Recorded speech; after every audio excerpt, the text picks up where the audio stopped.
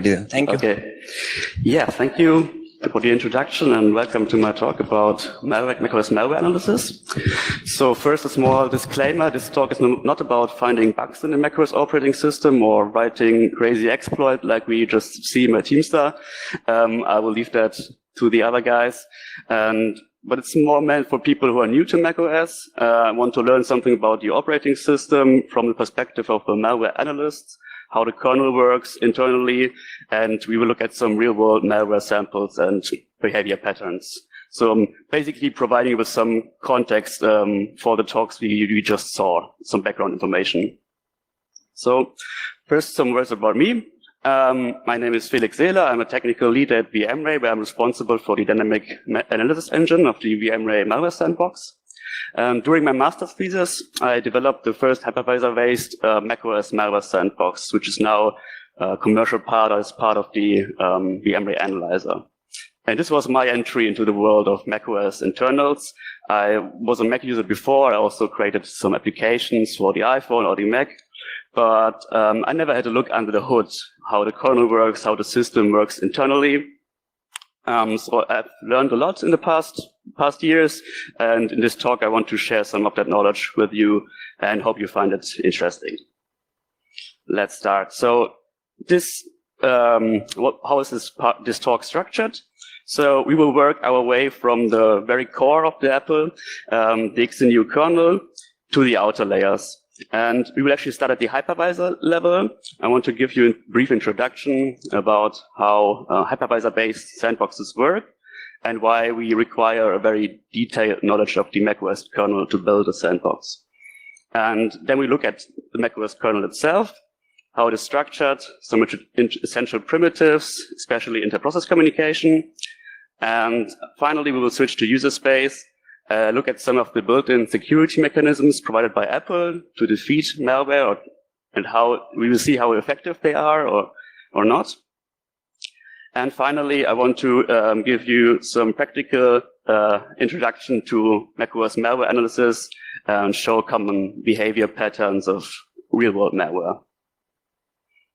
Now, let's jump right into it.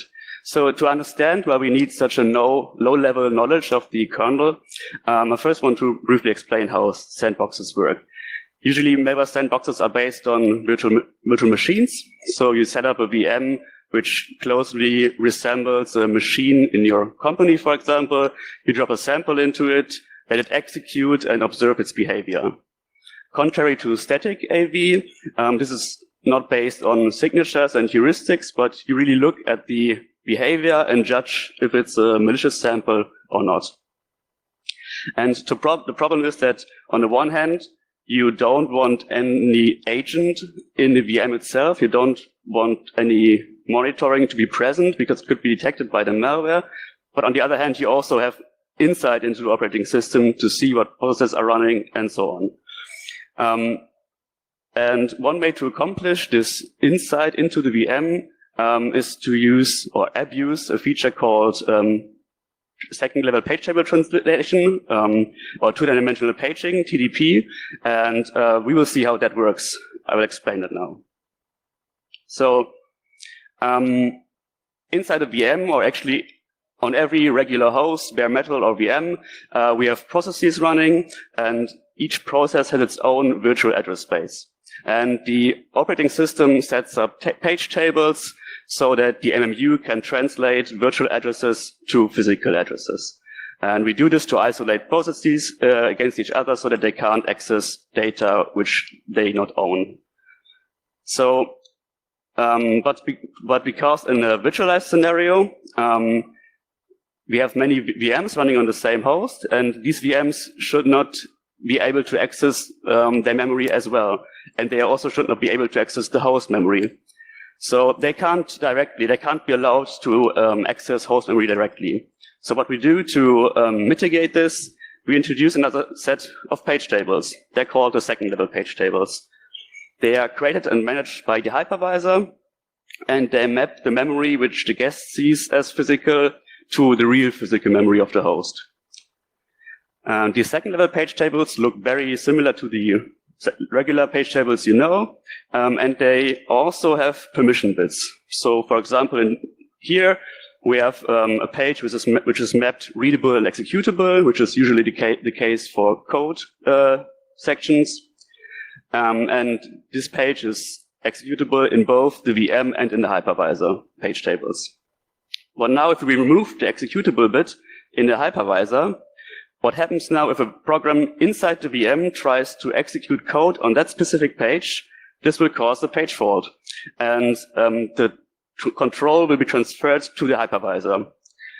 And what this allows us to do is to control the behavior of a sample running inside the VM, which doesn't even know that it's being virtualized, from the outside. And the sample has no way of knowing that it's being monitored because it can't see these second-level page tables. They're completely outside the VM, and it also doesn't see that this page fault was triggered. For the VM, it just looks like a regular execution. But now if we're in the hypervisor, we know that the sample tried to execute a specific code. We can check which function was called, extract the parameters, and so on. But how can we use this primitive to effectively analyze samples? And we use a technique called intermodular transition monitoring. And so let's suppose we have a process running, and in the process address space is the sample itself, but also all the third-party libraries or the system libraries and the kernel as well. And now what we do, we divide the virtual memory address space into two sets. First is the target executable, and the second set is all the different libraries and the kernel itself. And now we configure our hypervisor in a way that at every point in time, only one of these sets is executable. So, for example, when we start the sample, we set the sample to be executable. It might do some initialization, some unpacking, deobfuscation, whatever. We're not interested in that. We will just let it run. But as soon as the instruction pointer leaves the executable part, so as soon as the sample does a function call, this will trigger a page fault, and we will be notified in the hypervisor. And then we can see, okay, it called a specific function at this address. We can extract the parameters, and so on. And then we will switch sets. We will make the libraries executable. They might do some internal calls, might call low-level libraries, might even do syscalls. But again, we don't really care about the internals. We already know which function was called, and we don't care about how this function works internally. We already know everything we want. We just let it run. And as soon as the function returns, this triggers a page fault again. We can extract the return value, and the same thing starts over again. So this is the basic idea. What we now need is how do we get the information out of the system? Because we don't have any monitoring, we don't have any agent inside the system, but we still need to get all the information about processes, address space, and so on. And this is called VMI, or virtual machine introspection. And it's the process of reconstructing the state of the guest just from looking at memory. Because from the hypervisor, we see all the guest memory, but we can't execute any code. So we need to know how the kernel manages processes, threads, how it creates the virtual address space, and many more things. Everything which we want to include in our analysis, we need to figure out how it's implemented in the kernel. And this is why we need such deep knowledge of the kernel. This is why this is sort of the motivation of the introduction of this talk. Because for building this, we need to know how the kernel works, how the structs look like, and so on. So yeah, let's have a look at the kernel itself. We've already seen a similar picture today before in a previous talk, but yeah, the kernel macOS kernel is called XNU. It was originally developed for the Next Step OS, which was later bought by Apple, and it's divided into two main parts. So first we have the Mach layer. Mach is the foundation that provides the most basic functionality of an operating system, like scheduling, virtual memory, and also inter-process communication. And on top, we have BSD. Sorry, I forgot one thing to tell about Mach. Mach was originally designed as a microkernel. So in a microkernel, every subsystem works in a different process, and they all only communicate via messages. But as you could imagine, this turned out to have too big of an performance impact. So next step, choose the hybrid architecture, where all components are still separated in the code, but they are in the same address space and still communicate via messages. But since they're in the same address space now, these messages don't have to be copied over. They can just access the data directly. On top of Mach, we have the BSD layer. And the BSD layer provides the standard POSIX API, which you know, the Unix process model, and everything else, which makes macOS a POSIX compliant operating system. Most importantly, it implements many I/O parts of the kernel. So the virtual file system and the networking stack are implemented in BSD. We also have IOKit, which is the device driver framework from macOS. And macOS also supports kernel extensions, which can use a limited API of both the BSD and the Mach layer. Although third-party kernel extensions are deprecated since the latest macOS Catalina, and they are being replaced by so-called system extensions, which are running in user space. One nice thing about, on top of the kernel, we have user space, and in user space, you have your standard C libraries, important things like Objective-C runtime, Core Foundation framework, and also some proprietary application frameworks to be able to build your apps. So, for example, the AppKit framework is used to create GUI applications on macOS. And one of the cool things about this is that since the kernel is partly derived from open source software, many parts of it are also open source. And you can download the kernel source code for the Mach and the BSD parts from opensource.apple.com. And even though it's not straightforward, you can actually compile it yourself, do changes to it, and run your own kernel on a machine. IOKit, the framework itself is also open source, but not the drivers who are implemented, which are implemented using IOKit. And of course, the kernel extensions are not open source as well. In user space, all of the standard C libraries and the Core Foundation framework is open source, but everything which is building on top is not. So I encourage you to check it out. Just go to opensource.apple.com. You get a list of all the components in different versions, and you can browse through the source code, and maybe you will find a nice bug in it. This hybrid model that XNU uses, the BSD and the Mach layer, is really interesting in my opinion and pretty unique. So I want to give you a more detailed example how it looks in practice. Let's have a look at a very basic example. Let's have a look at processes. So because Mach is managing scheduling and also virtual memory, of course, it has to know about processes. And processes in Mach are called tasks. They don't have a process ID, but they have a list of threads. And because each process needs also a counterpart in the BSD plane. Because in the BSD plane, we have all the standard I/O things implemented, and we have the common info, which you know, like the process ID, user ID. All this is only implemented in BSD. So every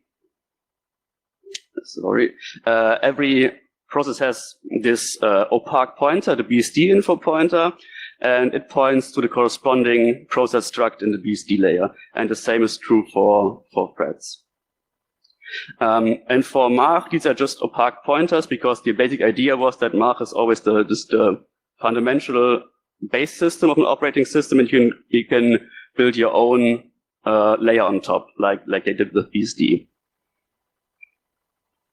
Now let's have a look at one of the most important Mach primitives, Mach messages. You already heard a lot of it already today, because it's such an important component of Mach, and it's used for often used for exploit, but also has a very important role in the system overall. So MAC messages are an interprocess mechanism used in both in kernel space and in user space. And the MAC message basically just consists of a fixed size header, some metadata, and an opaque binary body. So the structure of the MAC body is not defined. It's totally up to the application to define their own format. The two endpoints which send and receive MAC messages are called MAC ports, and there are essentially message queues. You can think of it a bit like a socket, although there are differences, but you can think of it like this. And ports have associated port rights, and they define who can receive and send messages on these ports. So there's always only one receive right, because the process holding the receive right is considered to be the owner of this port, but there can be multiple send rights. And there can also be special rights like send once, which only allows you to send a message once to this port. Regular messages just contain the header and the body, but messages can also be complex. And that means that they can have out-of-line data. For example, you can pass port rights to another process, which will become interesting later. And you can also pass out-of-line data. And actually, this was not, I didn't speak with TeamStyle about it, but yeah, I always have this line in here because out-of-line data is used in many, many kernel exploits. So this is really an important thing to look at, also for exploiting bugs in macOS, because it can be used for heap spraying, as we just saw. To give you more practical examples, what a port looks like and how it works. So actually all the kernel objects are accessed through ports. So every task, every thread, and even the virtual memory space of a process is represented by a port. And how does it look like? For example, let's suppose we want to change protection settings of virtual memory. There's the VM protect method. And as a first argument, it receives a task. And how do we get the task? We call the task for PID method, supply a PID, and we get something called a task T. So we get this task, and we can change protection method, protection level of memory. But if we look how task is defined, it's just a type def for MAC port T. And MAC port T is for user space, it's just a number, because these ports work similar to, for example, file descriptors. So the kernel has a table of open ports for every process and the associated rights. And this index is just this MAC port is just an index into that table. So for user space, a MAC port is just a number, and the kernel makes sense of that number by looking the port up in the table. Now, this already seems really complicated, and that's why Apple built multiple frameworks on top of MAC to make it easier for developers to use it. So they have built multiple more high-level frameworks on top of it. We've already heard briefly about MIG, and there's also very important XPC. This is the most recent and most widely used framework on top of MAC messages. XPC allows you to pass structured data like arrays or dictionaries, somewhat similar to JSON, via MAC messages, and it abstracts away the complexity of the MAC messages. There's also even more abstracted is remote procedure calls via XPC. For example, if you need to pass untrusted data, you might not want to do this in your privileged system daemon. So what you can do, you can run a unprivileged or less privileged helper process and communicate with the helper process using XPC. And this is very well abstracted from you, so you just use regular function calls, and it looks like you're doing a function call inside your application, but in fact, this function call is serialized, sent over XPC, and executed in the remote process. So yeah, Apple built a lot around that, and that's why also many system daemons use XPC under the hood for pretty important things, like for example, accessing the keychain, or also for communication with LaunchD, which is used to create services. If you want to learn more about it, there's a great talk by Ian Beer about it. He goes into all the different kinds of inter-process communication frameworks and found many bugs in them because they are so complex. And this is also the point I want to make here. So why should we care about mark messages? Yeah, so as we already have also seen today, they're part of almost every iOS or macOS talk because security researchers regularly find bugs in it, or they use mark messages to exploit kernel bugs they found in other parts. There's just a random list of some of them, but there are many more which are using mark either directly or indirectly. For analysts, it's also really important because, as I said, many of the relevant system functionality is implemented with mark or XPC under the hood. So you want to know about this, you want to know how this works, and what malware could do. And the same applies for sandboxes, of course, because you want to monitor these messages because, for example, a sample could just use low-level mark calls to do something malicious or to create persistence, for example. And as I already told you, like LaunchD is a very important process in the macOS operating system, or on iOS as well. And this brings us actually to user space. So LaunchD is the first process in user space. It has PID1, and it has a very important role in mark ports. It has the responsibility to act like a registry to look up mark ports. Because if you think about it, if you have two isolated processes and they want to talk to each other, A needs a port to speak to B.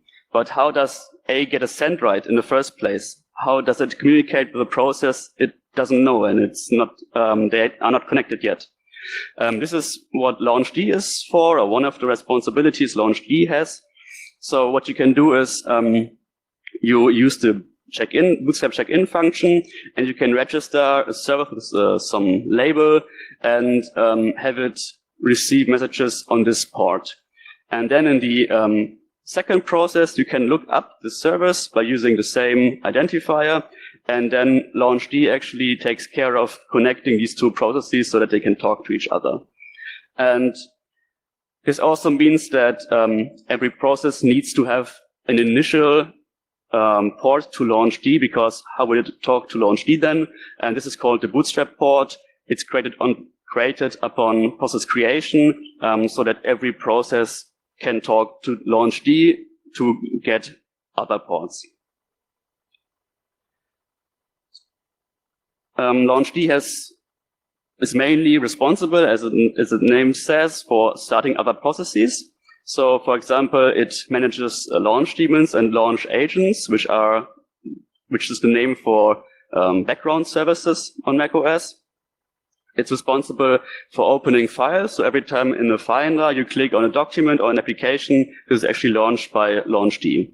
And you can also configure it to start on demand. For example, as a crash handler, if you want to have some action happening on mount or some special events, you can also configure it to do that. But let's have a look at launch daemons and launch agents, because they are really relevant for malware analysis. It's the most common persistence technique used by malware. They are defined in a format called plist, which is a proprietary, well, not proprietary, but it's an XML format which has been created by Apple to represent structured data. And this is what it looks like. So this is also taken from a malware sample. You first have a label, which is sort of the name of your service. In this case, you see the sample try to hide itself as some Apple service. You have the binary, which should be executed. In this case, the sample copied itself to a shared hidden folder and is called kexd. So another attempt to hide from analysis software, for example. And there are more attributes which you can set. For example, the run at load attribute. This makes your process or your service being started automatically after boot. So this is the most common persistence technique used by malware.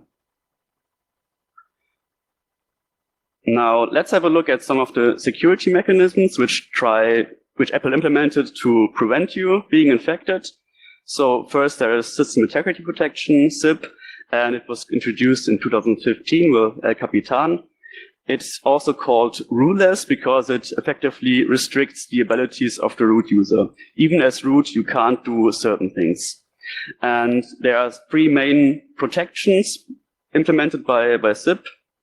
First is the file system protection.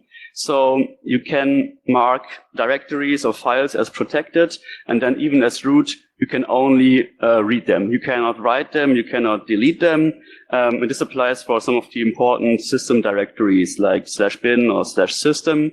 So effectively, first you can't screw up your system because you just can't run rm/. And also it's bad for malware because they can't replace arbitrary system binaries to persist on the system. You have runtime protections. So with SIP enabled, you can't attach a debugger or inject into system processes. They are protected. And also kernel extensions must be signed with a specific certificate designed or which is applicable for kernel extensions. And so you have to apply for this at Apple specifically if you want to develop kernel extensions. And I think since this is deprecated by now, they probably won't give out any more certificates. SIP can only be disabled by booting into single user mode and running a utility to disable it. So yeah, this is quite effective for protecting against privilege escalation. Because it makes it really hard to escalate from root to kernel if you haven't found any bug in the system. The next stage is gatekeeper. So gatekeeper is like the first level protection against malware. Every time you download a document or an application from the internet, it will have a so-called quarantine attribute set. And when the first time you start the application or you open the document, you will have a dialog saying it will check the signature of the file, and if it's valid, it will just warn you, okay, you downloaded this from the internet, do you want to open it? But in case there is no signature or the signature is invalid, it will actually say, yeah, sorry, I can't open this. And it will actually not allow you to open it directly from here. You see it's just an OK button. You can't say, please override, please open it anyway. What you do, you need to right-click it and then click open. So this is to protect inexperienced users from just randomly executing random applications downloaded from the internet.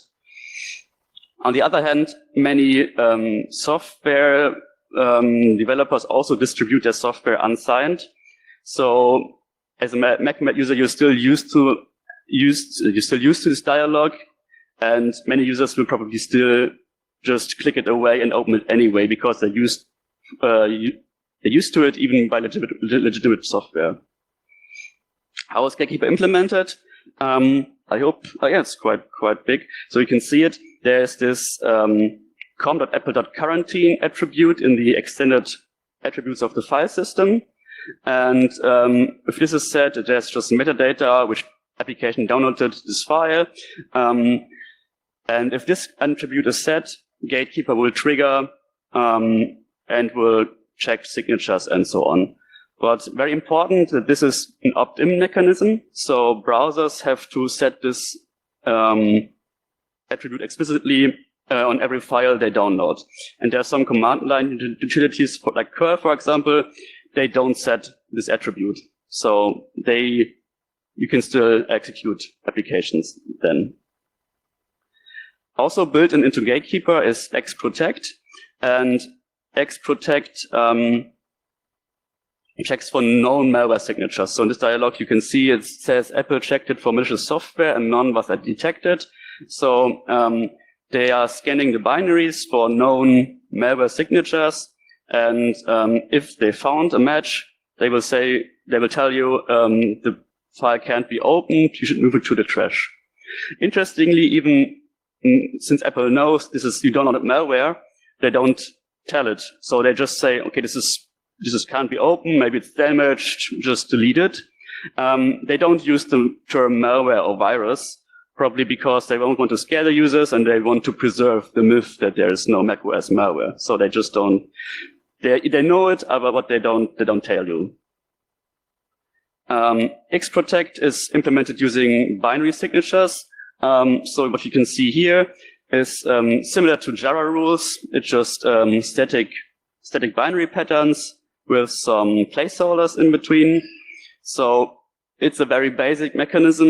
It works for non-polymorphic samples, but the problem is that the signatures that are contained in Xprotect are not that many, and updates are coming every few months. So this is not really effective against up-to-date threats and custom malware.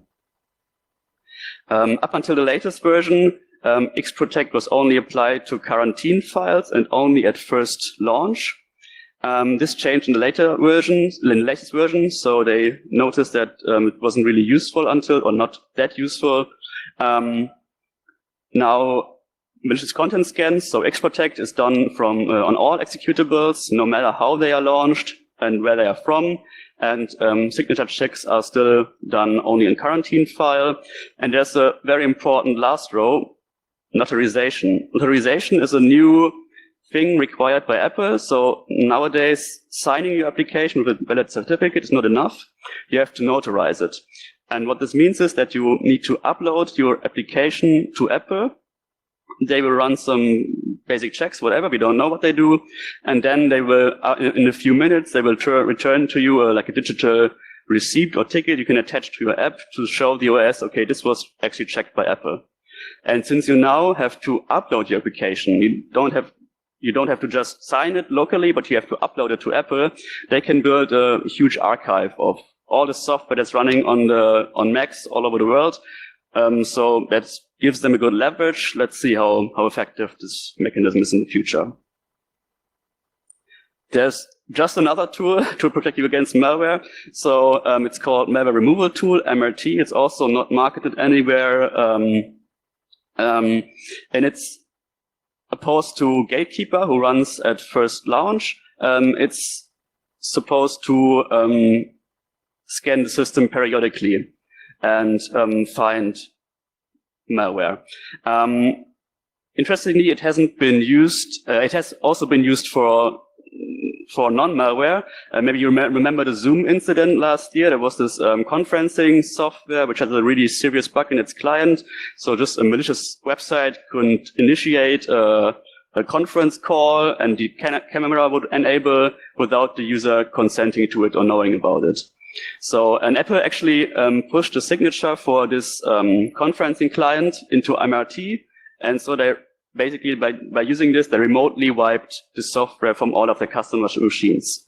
So it's a powerful mechanism, but also same with Gatekeeper, the signatures are just updated very infrequently, and in this case, they're also embedded directly in the binary, which is interesting. So it's they only use it for very, very, very bad stuff, I would say.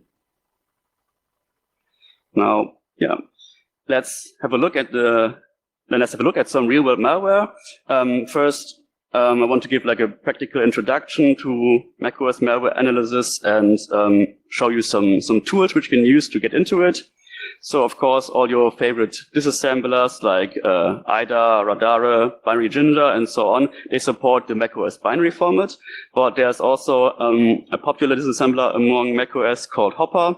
It's popular because it's a native Mac application and has very good support for reversing Objective-C. So many people working on macOS use it.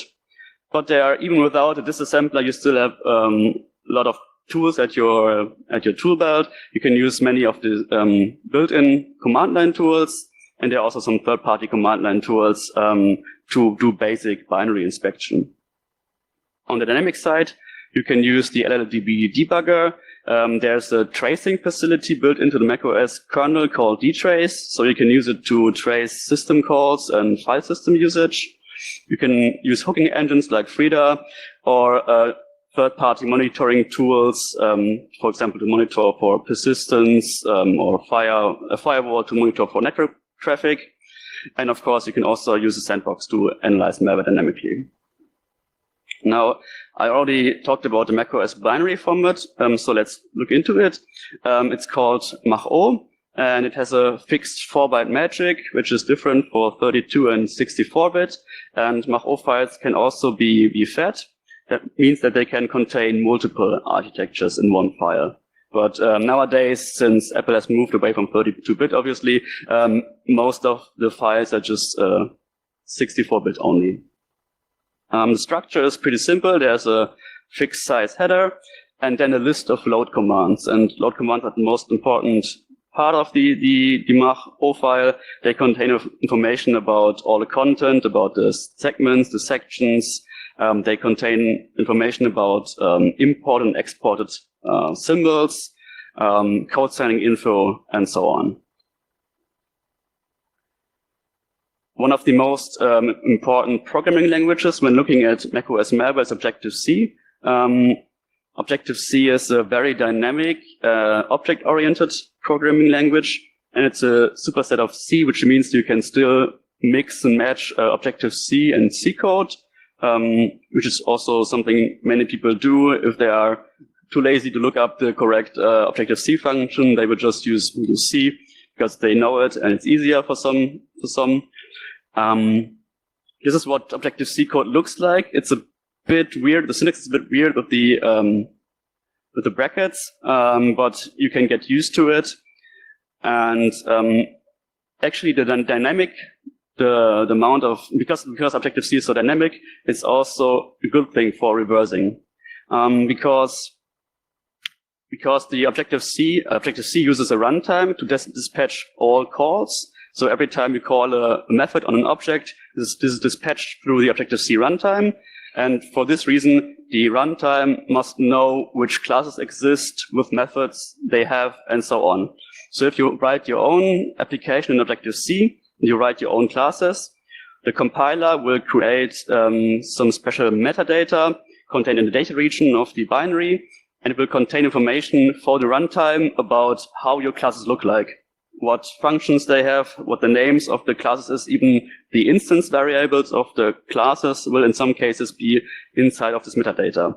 So this is really cool for reversing, because if you have an unpacked, non-obfuscated sample, you will see the Objective-C functions and classes here, like in this example.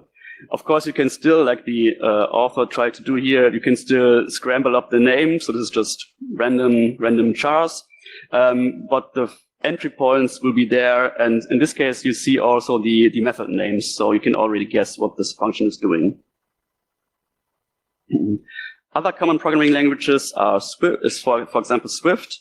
Swift is the successor of Objective-C. It's makes less heavy use of a runtime, so it's more compiled like C++. And since Apple pushes it, also some malware samples start to adapt it. Since macOS is a POSIX operating system, Bash is installed by default, or nowadays Z shell. And because malware authors know how shell works, some just use Bash for parts of their malware. A very interesting one is Slayer, which we will look at later. Some also use Python because it's pre-installed on every Mac, and then you have, you can just code Python. It's also maybe easier than native code. Very infrequently, there are some Java samples and some C++ samples. They often use Qt, so the GUI framework, to create portable malware, which can be run on Windows and macOS. Now, I want to show you an example of a very interesting malware which uses Bash heavily, and it also uses Bash in a way to bypass Gatekeeper, actually. So it bypasses some security mechanisms using this. It's called Slayer, and it's an edge bearer. discovered in early 2019. Like many adverse samples, is disguised as a fake Flash installer. And the interesting thing about it is that instead of a macOS executable, the entry point is actually just a bash script. So if you double click, the bash script will be executed, and it looks like this. So what it does, it uses the built-in OpenSSL command line utility to decrypt encrypted blob located in the resources directory and pipes it back into bash. Second stage is just another obfuscated bash script, which is again piped into bash. So we are finally at the third and last stage, and this is the interesting code. It first does some triaging, does some fingerprinting, so it retrieves the version, the macOS version installed, generates a unique ID. It retrieves the platform ID. This is a unique ID persistent for this device, so this can be used for fingerprinting, and the command control server can use it to determine how many unique devices are infected, for example. It then downloads the actual payload using curl and unzips it, makes it executable, and then opens the payload. So because it uses curl, also the quarantine attribute is not set. So in this case, it wouldn't matter anyway, since it already has code execution. So it just could just remove the quarantine attribute after downloading, what is also an interesting thing. And because bash scripts can't be code signed, the initial execution is also not protected by Gatekeeper, because there's no signatures to check. It will still have the dialog if you want to open the application, but it won't show invalid signatures, for example. Now, this was a very interesting technique, and it was later used by other adware families in a similar way. Now let's look at another common pattern, privilege escalation. So after gaining initial execution on the system, you usually try to escalate to root for creating privileged service, for example. And it's required to change some global settings, inject into other processes, or install a keylogger. And although security researchers regularly find bugs, some of them are really trivial and almost laughable, still malware authors are not that motivated. Usually they will just use the system API to pop a dialog, which then asks the user to enter his root password. And surprisingly, this works pretty good, because macOS users are used to these dialogues, so they're popping up frequently. And again, this sample tries to disguise as some adverse service, so inexperienced user might actually enter their password here. Another idea is to fake this prompt. So this one is the prompt generated by the system API, but you can also create your own prompt looking exactly like the system API, but then you get the password in plain text. So you can store it, you can use it later on, send it to your C2 server or whatever. So let's have a look at some anti-analysis features. We know some of these already from the Windows world, and they're also starting to slowly get into the macOS world as well. So of course, you have some basic techniques like string obfuscation or code obfuscation. Many samples use dynamic address resolution. So similar to on Windows, get proc address and load library, you have DL open and DL sim to dynamically get addresses of functions. You can deny debugging. You can deny attaching a debugger after application has started using the ptrace command. And this is an example of a sample ransomware which does some of these anti-analysis checks. It first retrieves the current time, then uses DL open and DL sim to get the handle for ptrace. It calls ptrace with the pt deny attach parameter, and it then gets the time again. So, okay, the ptrace part is clear why the timing checks. So, because if you want to analyze the sample, you can still start the debugger first and let the debugger start the program, because then you can break on ptrace, skip the function or patch the parameter, and it will have no effect. You can still debug it. But it does the time check, because if you attach a debugger and you manually skip the function or override the parameter, this will take some time. So the time difference between this call and this call will be maybe a few seconds, depending on how fast you are, as opposed to immediately if the sample wasn't debugged. So it actually is aware that it still can be debugged, and it's trying to detect the debugger by using timing differences. So, of course, we also see some anti-VM and anti-sandbox techniques, like basic stuff like sleep evasion or timing checks. And also very popular is to check for being analyzed in a virtual machine. So, for example, you can check for the number of cores. You can check for any virtualization artifacts in the hardware registry by trying to detect virtual box drivers and so on. You can also check for the prefix of the MAC address of the Ethernet interface, because it will have some vendor-specific prefix which you can attribute to a virtual machine vendor. And of course, AV detection. So you have mal samples that check for specific paths of security products, or check the running processes for any known security software.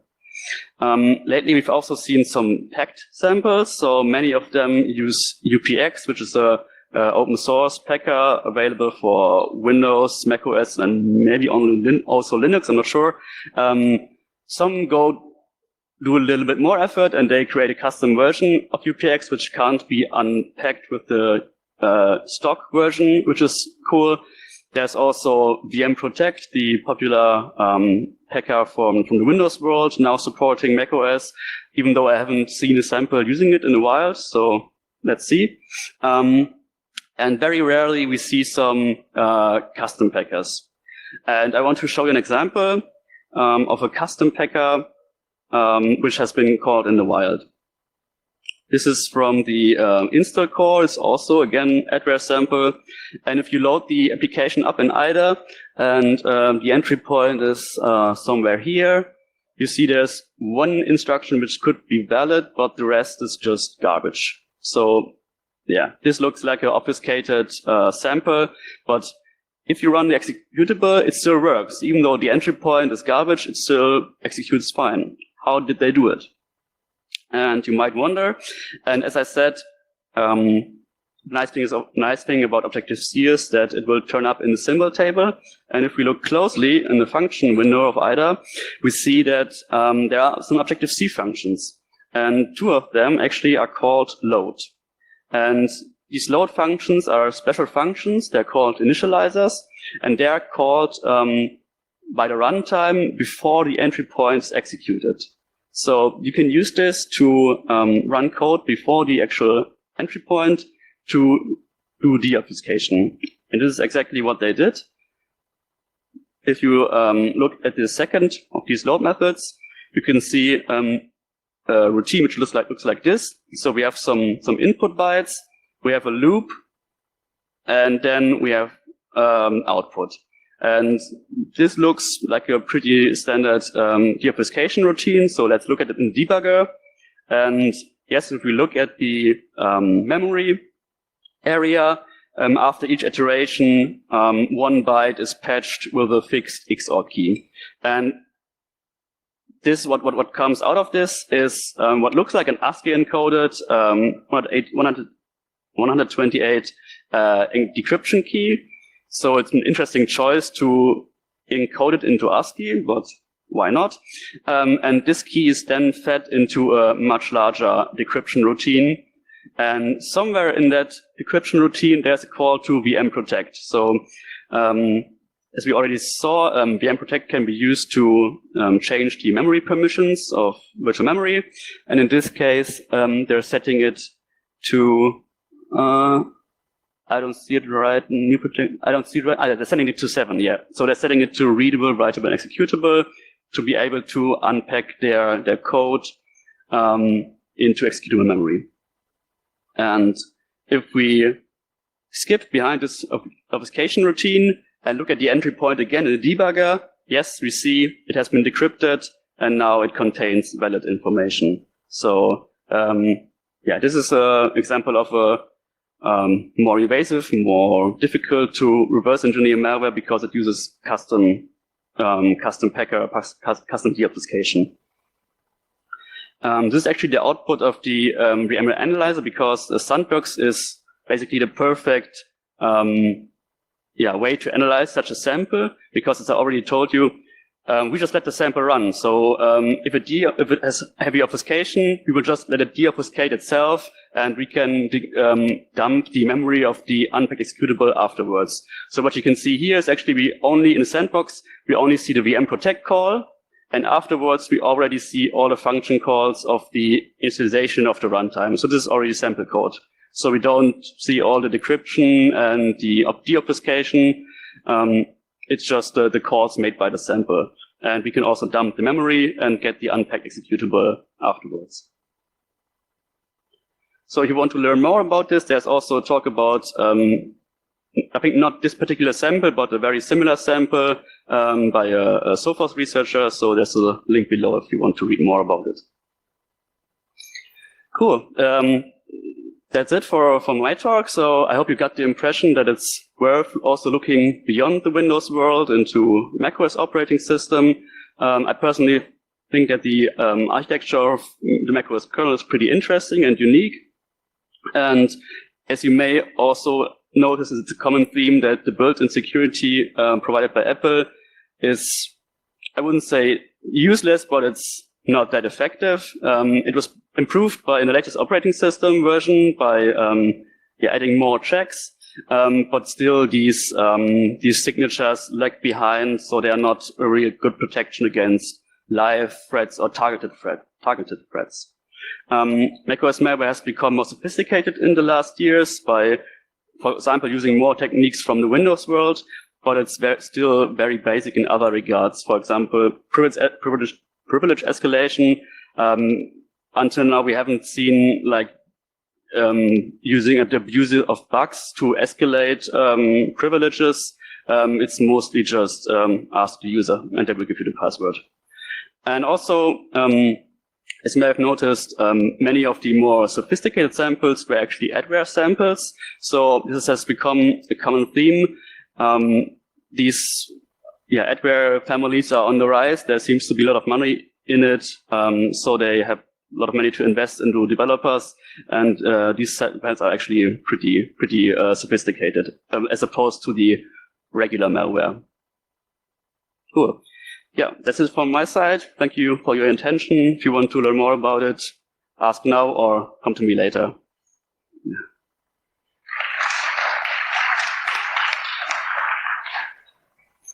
Are there any questions?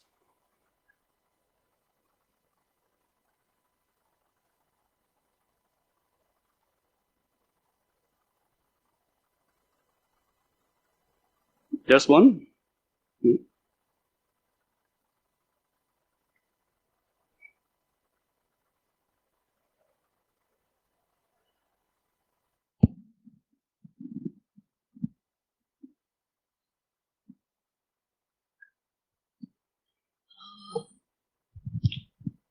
Who has the question?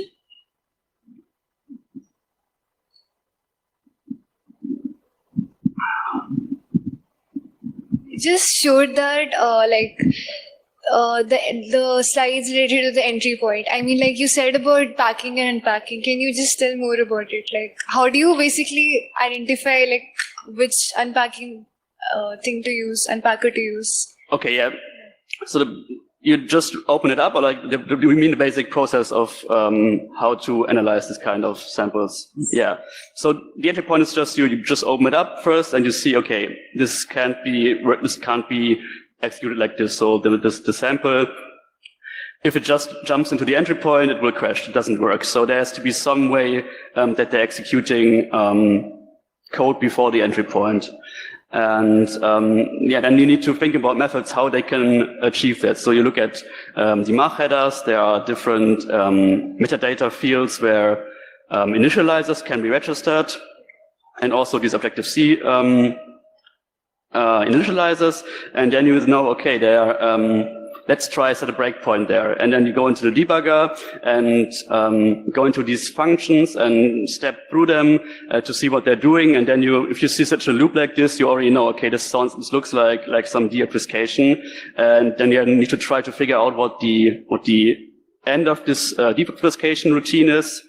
Try to find the right address to set a breakpoint, and then validate your assumption to check if the entry point was actually decrypted. So it's basically the initialization function, right? I mean that. I'm sorry, I didn't get it. So it's basically we have to deobfuscate the initialization function, right? Yes, we have to find them. So like the entry point, the very first entry point can't be obfuscated because it has to run. So you have to find some code which is not obfuscated, which looks like something that could be a deobfuscation routine. Yeah. Do we have more questions? Yeah.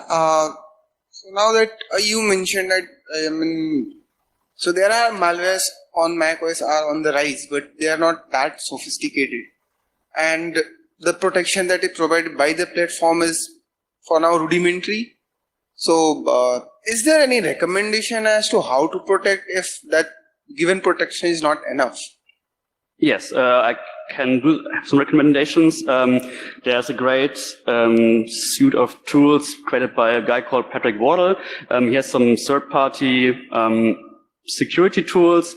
For example, they will monitor for persistence, for example. So every time any process creates a new persistent service, you will be notified, like a firewall for persistence, basically.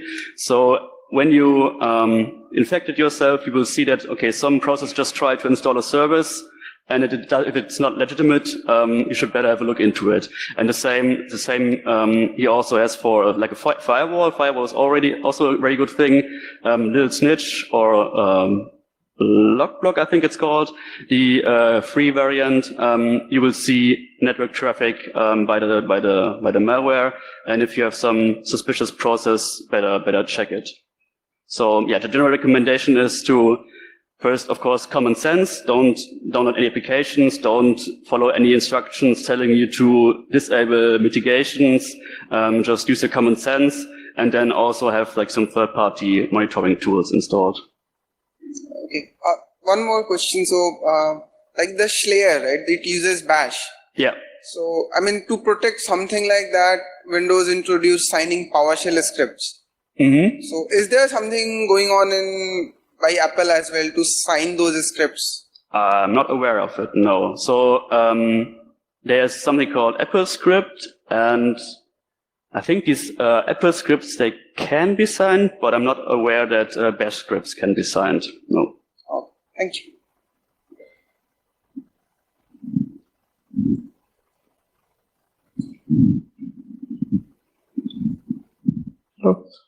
You mentioned multiple file types of malwares, right? How common are the malwares that are compiled from C? So you mentioned that there are generic frameworks approved by Mac, which usually developers use, but but C can also be used. For example, compilers provided by default. So how common are malwares built using C? Yes, there are some samples which are purely written in C because, Objective-C is not complex, but it's hard to get into at the beginning. So if you are malware alpha, you want to move to a new system, want to produce malware fast, and don't want to spend the time get into Objective-C, you can just use C, and it's actually, it's common, yeah. Do we have more questions? Okay, thank you, Felix. Thank you.